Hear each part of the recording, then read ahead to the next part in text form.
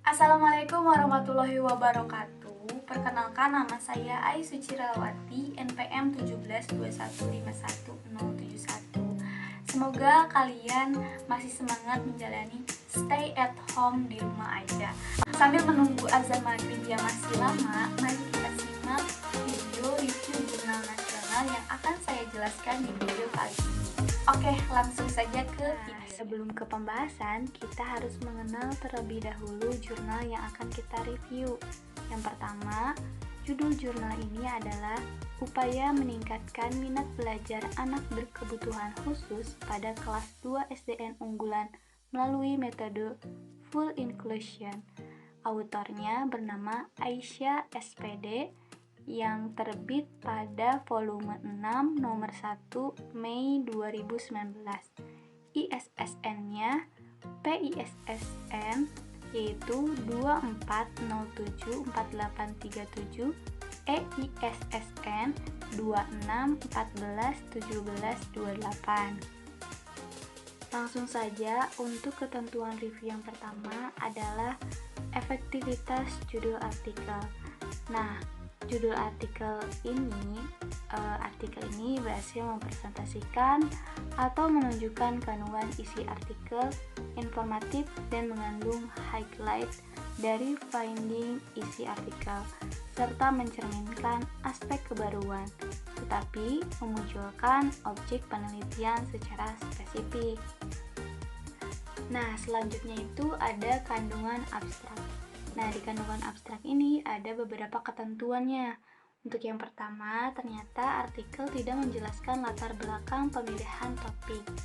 Yang kedua, tujuan penelitian atau artikel yaitu untuk meningkatkan minat belajar siswa anak berkebutuhan khusus atau ABK dengan metode inklusi penuh atau full inclusion dalam mata pelajaran matematika kelas 2 SDN Unggulan Kuningan. Metode penelitian ini menggunakan metode inclusion penuh, full inclusion. Penelitian ini menggunakan penelitian tindakan atau action research sebanyak 2 siklus. Setiap putarannya terdiri dari 4 tahap, yaitu rancangan, kegiatan dan pengamatan, refleksi, serta revisi. Sasaran penelitian ini adalah siswa kelas 2A. Teknik pengumpulan datanya adalah data yang diperoleh berupa hasil tes formatif dan hasil observasi kegiatan belajar mengajar. Nah, untuk hasil analisisnya didapatkan bahwa prestasi belajar siswa mengalami peningkatan rata-rata nilai dari siklus 1 sampai siklus 2, yaitu siklus 1 adalah 66% dan siklus 2 adalah 95%. Sedangkan peningkatan hasil belajar siswa ABK ditemukan bahwa semua siswa ABK mengalami peningkatan hasil belajar. Untuk kesimpulan penelitian ini bahwa pemakaian metode pembelajaran full inclusion memberikan pengaruh yang signifikan terhadap peningkatan minat belajar siswa ABK. Selanjutnya yang ketiga. Yang ketiga itu adalah kata kunci. Di dalam artikel ini kata kuncinya ada 4 kata kunci. Jadi otomatis artikel ini memenuhi syarat, yaitu lebih dari 3 dan kurang dari 6 kata kunci. Yang dimana kata kunci yang pertama itu full inclusion, yang kedua ABK, yang ketiga minat belajar, yang keempat hasil belajar. Nah, yang keempat ada keterbacaan gambar, tabel, dan persamaan. Di dalam penelitian ini terdapat tabel yang sesuai dengan tulisan ilmiah, terbaca dengan jelas, dan bahasa tabel sama dengan bahasa artikel. Di dalam artikel ini tidak terdapat gambar dan persamaan. Untuk yang kelima ada latar belakang. Nah, di dalam artikel ini latar belakangnya menggunakan prinsip segitiga terbalik, di mana pembahasan dari umum ke pembahasan yang khusus. Latar belakangnya sangat singkat, padat, dan jelas. Nah, yang keenam ada kecukupan stage of the art.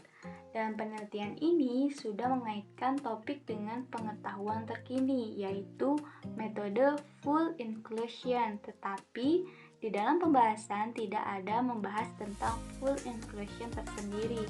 Jadi tidak ada stage of the art-nya sendiri. Untuk yang ketujuh ada kejelasan gap analysis. Dalam artikel ini mencantumkan apa yang sudah dilakukan dan mencantumkan apa yang perlu dilakukan pada bab metodologi penelitian. Nah, yang kedelapan ada kejelasan tujuan penelitian. Dalam artikel ini, kejelasan tujuan penelitiannya itu untuk menjawab rumusan masalah yang ada di dalam penelitian ini. Nah, rumusan masalahnya itu apa aja? Rumusan masalahnya itu ada dua. Yang pertama, bagaimana proses pembelajaran anak berkebutuhan khusus atau ABK di kelas 2 SDN Unggulan Kuningan. Yang kedua, apakah dengan menggunakan metode full inclusion akan terjadi peningkatan minat belajar pada anak berkebutuhan khusus di kelas 2 SDN Unggulan Kuningan. Nah, untuk menjawab pertanyaan itu. Yang kesembilan ada metode penelitian. Metode penelitian yang digunakan yaitu penelitian kualitatif berupa penelitian tindakan kelas yang lazim kita kenal dengan classroom action research. Metode penelitian ini dipilih karena mampu memberikan gambaran tentang perilaku siswa selama kegiatan belajar mengajar.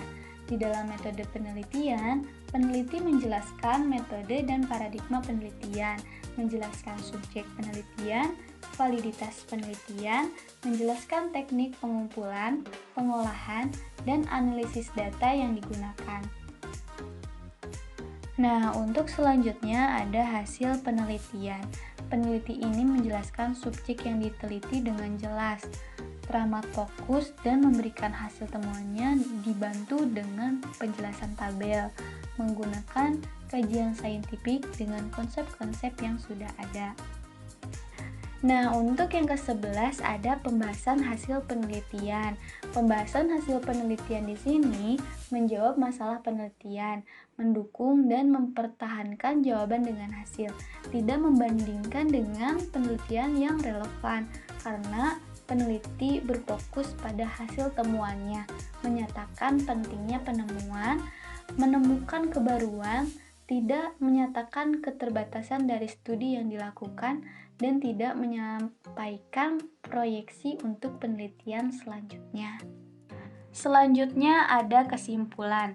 Pada bagian kesimpulan dibuat narasi poin, cukup menjawab tujuan penelitian atau hipotesis, terdapat kesesuaian dengan tujuan, menampilkan hasil utama yakni bahwa pemakaian metode pembelajaran full inclusion memberikan pengaruh yang signifikan terhadap peningkatan minat belajar siswa ABK. Nah, merangkum semua hasil secara padat, namun artikel menampilkan data pengujian statistik. Selanjutnya ada daftar pustaka. Di dalam daftar pustaka artikel ini, penulisan daftar pustaka memenuhi kriteria konsisten dan sesuai dengan APA 6. Selanjutnya ada nisbah sumber acuan primer. Sumber acuan primer dari artikel ini adalah 40-80% menggunakan acuan primer. Nah, untuk yang terakhir ada derajat kemutahiran. Pada artikel ini, derajat kemutahirannya itu kurang dari 40% rujukan mutakhir atau 10 tahun terakhir. Jadi, sebagian besar dari artikel ini rujukannya itu lebih dari 10 tahun terakhir. Mohon maaf teman-teman, ternyata ada yang tertinggal, yaitu penggunaan istilah dan kebahasaan. Istilah-istilah dalam artikel sesuai dengan standar baku, struktur kalimat sesuai standar baku, dan paragraf tidak berisi hanya satu kalimat saja. Nah, cukup sekian video presentasi dari saya. Jika ada yang kurang jelas, kurang dipahami, boleh kalian tanyakan di kolom diskusi dengan kondisi.